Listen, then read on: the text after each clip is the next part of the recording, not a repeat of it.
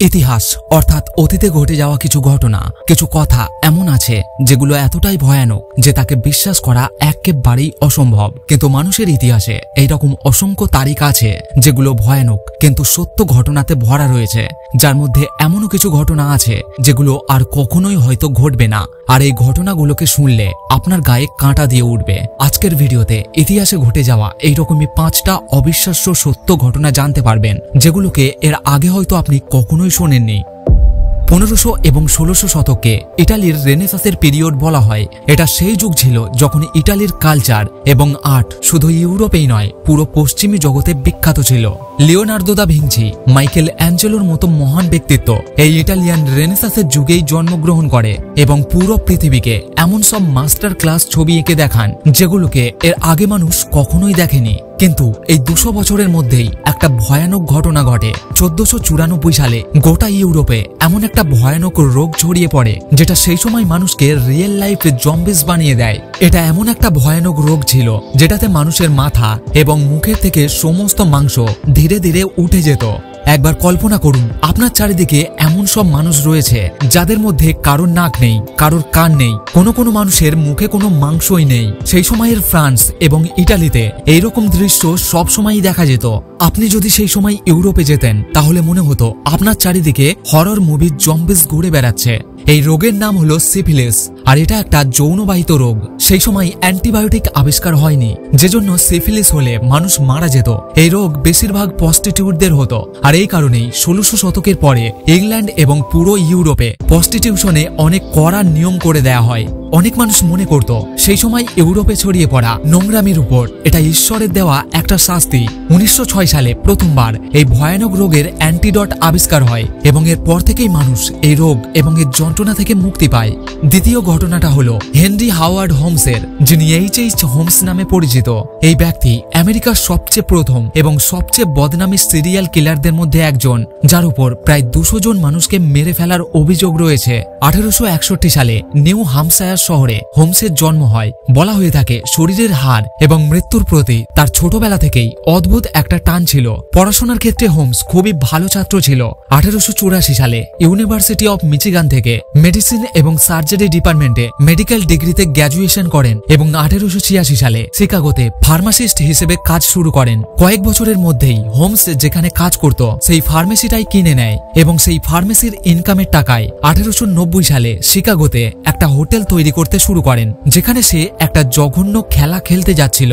এই হোটেলকে এমনভাবে ডিজাইন করা হয়েছিল যে এখানে সমস্ত দরজাগুলোকেই শুধুমাত্র বাইরে থেকেই খোলা সম্ভব। আরো একটা অদ্ভুত বিষয় হলো এই হোটেলে একটাও জানালা ছিল না, যে জন্য এখান থেকে বের হওয়া বা এখান থেকে পালিয়ে যাওয়া কোনোভাবেই সম্ভব ছিল না। এখানে সমস্ত ঘরগুলোই সাউন্ড প্রুফ ছিল এবং প্রত্যেকটা ঘরের নিচে একটা করে বেসমেন্ট ছিল, যেখানে মরে যাওয়া মানুষদের শরীরকে ফেলে দেওয়া হতো। এই হোটেলকে তৈরি করার সময় হোমস প্রচুর পরিমাণে লেবারকে কাজে লাগিয়েছিল। সে একজন লেবারকে বেশি দিন কাজ করাতো না, কয়েকদিন ছাড়াই নতুন নতুন লেবারকে দিয়ে কাজ করাতো, যাতে কেউ জানতে না পারে আসলে সে কি করতে যাচ্ছে।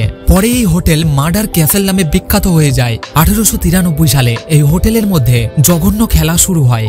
আসলে 1893 সালে শিকাগোতে একটা বিরাট বড় এক্সিবিশন হওয়ার কথা ছিল, যেখানে গোটা আমেরিকা থেকে প্রচুর পরিমাণে লোক, বিশেষ করে কম বয়সী মেয়েদের আসার কথা ছিল। হোমস বড় বড় খবরের কাগজে নিজের হোটেলের বিজ্ঞাপন ছাপায়, যাতে এক্সিবিশনে আসা টুরিস্ট হোটেলকে ভাড়া নেয়। প্রচুর পরিমাণে টুরিস্ট এই হোটেলের ঘরকে বুক করে, কিন্তু এই হোটেলে আসা একজনও টুরিস্ট বেঁচে ফিরতে পারেনি। যখন গায়েব হয়ে যাওয়া টুরিস্টের কোনো আত্মীয় বা পরিচিত খোঁজ করার জন্য হোটেলে আসতো, তখন হোমস তাদেরকে সেই রেজিস্টার দেখাতো যেখানে গায়েব হওয়া মানুষদের হোটেল থেকে বের হয়ে যাওয়ার তারিখ লেখা থাকতো। ধীরে ধীরে এই হোটেলের আশেপাশে থাকা মানুষদের সন্দেহ হয় যে টুরিস্ট একবার এই হোটেলের ভিতরে যায়, সে আর বাইরে আসে না কেন। এইভাবে প্রায় 200 জন মানুষ গায়েব হয়ে যায়। এরপর পুলিশদের মনেও ধীরে ধীরে সন্দেহ তৈরি হয়। 1894 সালে প্রায় 1.5 বছর ধরে হোমসের পিছু নেওয়ার পর অবশেষে পুলিশ তাকে গ্রেপ্তার করে। হোমস তার সমস্ত অপরাধ স্বীকার করে নেয়। সে জানায় মানুষকে মেরে ফেলা তার একটা প্যাশন ছিল, সে চাইলেও নিজেকে আটকাতে পারত না। এরপর 1896 সালে 200 জন মানুষকে মেরে ফেলার অপরাধে তাকে ফাঁসি দেওয়া হয়। এই ঘটনাতে আপনি যদি ভয় পেয়ে থাকেন তাহলে পরের ঘটনা শুনলে আপনার মাথা ঘুরে যাবে।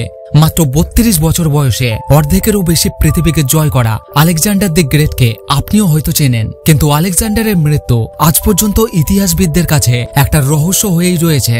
কেউ কেউ মনে করেন তাকে বিষ দেওয়া হয়েছিল, আবার কেউ মনে করেন তার ম্যালেরিয়া হয়েছিল, আবার কারো মতে তার টাইফয়েড হয়ে মৃত্যু হয়েছিল। কিন্তু রিসেন্ট হওয়া একটা রিসার্চ অনুযায়ী আলেকজান্ডারের মৃত্যু কোনো বিষ কিংবা রোগের কারণে হয়নি। আসলে আলেকজান্ডারের মৃত্যুই হয়নি, তিনি বেঁচে ছিলেন, তাকে জীবন্ত কবর দেওয়া হয়েছিল। নিউজিল্যান্ডের ডিউনেডিন স্কুল অব মেডিসিনের ডাক্তারদের মতে আলেকজান্ডারের সিমটম এবং হিস্টোরিক্যাল রেকর্ড অনুযায়ী 29 মে 323 বিসিতে আলেকজান্ডার একটা অনুষ্ঠানের আয়োজন করেন, যেখানে সে প্রচুর পরিমাণে মদ খায়। ঠিক এর পরের দিন 30 মে সে ভয়ানক অসুস্থ হয়ে পড়ে এবং সারা শরীরের যন্ত্রণা শুরু হয়। তার মনে হয় লম্বা সফর করার জন্যই হয়তো তার শরীর দুর্বল হয়েছে, আর সেই জন্যই সে পরের দিনও প্রচুর পরিমাণে মদ খায়। আর ঠিক এই দিন রাতেই আলেকজান্ডারের প্যারালাইসিস অ্যাটাক হয়। ডক্টর ক্যাথরিন হলের মতে আসলে আলেকজান্ডারের গিউল্যান্ড ব্যারি সিন্ড্রোম নামে একটা ব্রেন ডিসঅর্ডার হয়েছিল। এতে আপনার শরীরের ইমিউনি সিস্টেম আপনারই নার্ভাস সিস্টেমের উপর আক্রমণ করে, যার ফলে রোগী একেবারেই প্যারালাইজ হয়ে যায়। এই প্যারালাইজ এতটাই ভয়ানক যে এতে রোগীর নিঃশ্বাস একেবারেই ধীরে হয়ে যায়। এই অবস্থায় রোগী বেঁচে আছে নাকি মারা গেছে সেটা জানা খুবই কঠিন ছিল। সেই যুগের ডাক্তাররা পালস নয়, শ্বাস প্রশ্বাস দেখে সিদ্ধান্ত নিত রোগী বেঁচে আছে নাকি মারা গেছে। এই রোগ আজও প্রত্যেক 1 লাখ মানুষের মধ্যে একজন মানুষের হয়। অর্থাৎ ডক্টর ক্যাথরিনের মতে আলেকজান্ডারের মৃত্যুর আসল কারণ ছিল সুইডোথানাটস, যাকে ফলস ডায়াগনোসিস অফ ডেথও বলা হয়। আলেকজান্ডারের আসলে প্যারালাইসিস হয়েছিল, কিন্তু যখন তার সঙ্গীরা দেখে অনেকদিন হয়ে যাওয়ার সত্ত্বেও তার শরীরে কোনো নড়াচড়া হচ্ছে না, তখন তারা তাকে মৃত ভাবে এবং জীবন্ত কবর দিয়ে দেয়। অর্থাৎ পৃথিবীর সবচেয়ে শক্তিশালী রাজাকে যখন কবর দেয়া হয় তখন হয়তো তিনি বেঁচে ছিলেন। 4 নম্বর ঘটনাটা রোমান শহর পোম্পাইয়ের। কোনো একটা সময় এটা রোমের নাম করা সভ্যতাগুলোর মধ্যে একটা ছিল, কিন্তু এই শহর 79 এডিতে হওয়া একটা ভয়ানক ঘটনার জন্য সারা পৃথিবীতে বিখ্যাত হয়ে আছে। অগাস্ট মাসের কোনো একদিন দুপুরে মাউন্ট ভিসুভিয়াস থেকে আসা লাভা এবং ছায়ের নিচে এই গোটা শহর চাপা পড়ে যায়। মাত্র 12 ঘন্টার মধ্যেই প্রায় 16,000 মানুষ দম বন্ধ হয়ে মারা যায়। পম্পেইয়ের এই ঘটনা সম্বন্ধে অনেকেই হয়তো জানেন, কিন্তু পম্পেইয়ের থেকেও ভয়ানক অবস্থা হয়েছিল তার পাশের শহর হারকুলেনিয়ামের। হারকুলেনিয়াম সেই সময় ধনী রোমানদের জন্য একটা পিকনিক স্পট ছিল, যেখানে তারা মদ, জুয়া, প্রস্টিটিউশনের জন্য সময় কাটাতে আসত।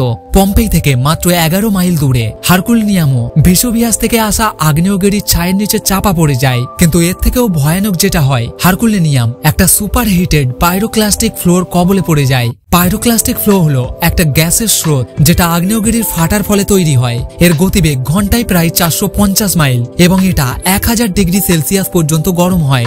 এই গ্যাস এতটাই গরম হয় যে এর মধ্যে আসা যে কোনো বস্তু কয়েক সেকেন্ডের মধ্যেই গলে যায়। আর ঠিক এইরকমই কিছু হয়েছিল হারকুলেনিয়ামে থাকা মানুষদের সাথে। এই গরম গ্যাসের জন্য কয়েক সেকেন্ডের মধ্যেই মানুষের শরীরের চামড়া গলে যায় এবং তাদের মাথা বেলুনের মতো ফেটে যায়। এইরকম ভয়ানক মৃত্যুর ঘটনা ইতিহাসে হয়তো আর কখনোই ঘটেনি। পম্পেই এবং হারকুলেনিয়ামে মরা মানুষের শরীর 1800 শতকে আবিষ্কার হয়। আজও এই শরীরগুলোকে দেখলে মনে হবে এই ধ্বংসটা এতটাই দ্রুত হয়েছে যে মানুষ পালানোর জন্য সামান্য সময়ও পায়নি। এবং সবশেষের ঘটনাটা হলো নানকিং ম্যাসাকারির। 13 ডিসেম্বর 1937 সাল, যখন জাপানিজ আর্মিরা সেই সময় চায়নার রাজধানী নানকিংকে দখল করে নেয়, তখন মাত্র 6 সপ্তাহের মধ্যে তারা চীনের 3 লাখ মানুষকে নিষ্ঠুরভাবে হত্যা করে। যারা মরে তাদের মধ্যে বৃদ্ধ, শিশু এবং মহিলাও ছিল। এই ঘটনাকে রেপ অফ নানজিংও বলা হয়, কারণ জানা যায় জাপানিজ আর্মিরা মেরে ফেলার আগে চীনের মহিলা এমনকি বাচ্চাদেরও রেপ করেছিল। এটা এতটাই ভয়ানক ঘটনা ছিল যে ইতিহাসের আর কোথাও এইরকম জঘন্য ঘটনার উল্লেখ নেই। তো আশা করি বন্ধুরা ভিডিও থেকে আপনারা নতুন কিছু জানতে পেরেছেন। ভিডিও ভালো লাগলে ছোট্ট একটা লাইক এবং ভিডিওটিকে শেয়ার করবেন। এই ধরনের ভিডিও দেখার জন্য অবশ্যই চ্যানেলটিকে সাবস্ক্রাইব করে রাখবেন। কোন ঘটনাটা আপনার সবচেয়ে ভয়ানক লেগেছে সেটা অবশ্যই কমেন্ট বক্সে কমেন্ট করে জানাবেন। আপনাদের মূল্যবান কমেন্টের জন্য অসংখ্য ধন্যবাদ।